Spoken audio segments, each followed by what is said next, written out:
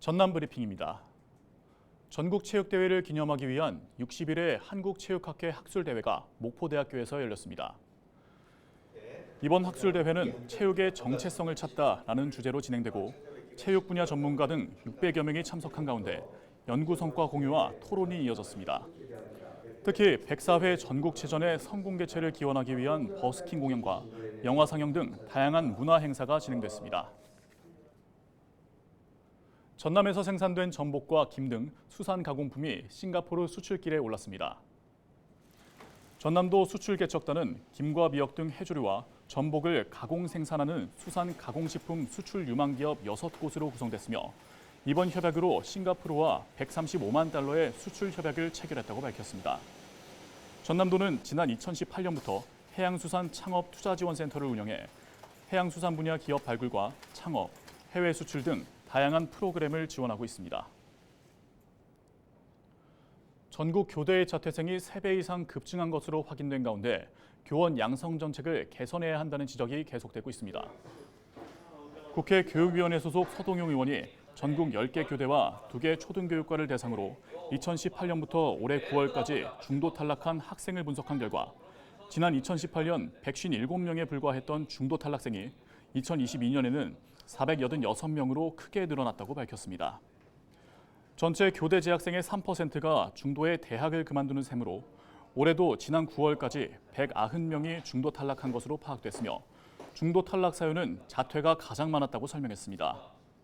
서 의원은 학령 인구 감소로 정부가 신규 교원 선발을 제한한 데다 교권 침해 논란이 겹치면서 교대생의 자퇴가 증가한 것으로 보인다며 교원 업무 경감과 양성 수급 정책의 수정이 필요하다고 강조했습니다.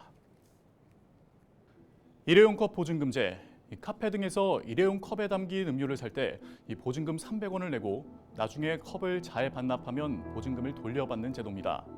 지난 겨울부터 제주시와 세종시에서 시행됐고 2025년까지 전국으로 확대할 계획이라고 하는데요. 그런데 최근 발의된 자원재활용법 개정안에 일회용 컵 보증금제를 각 지자체가 자율적으로 시행한다는 내용이 담겼다고 합니다.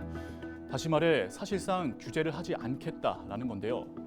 제도의 문제점으로 꼽히는 것 중 하나가 바로 자영업자의 부담입니다.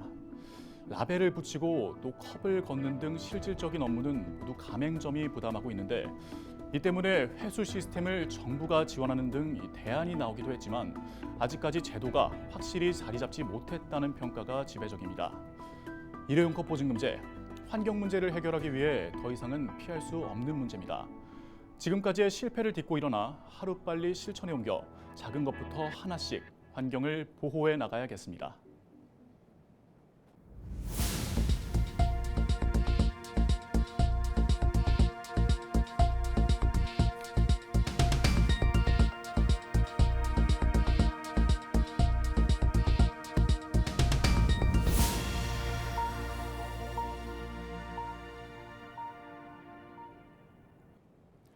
영암군이 벼수학철을 맞아 2023년산 공공비축미 수매를 시작했습니다.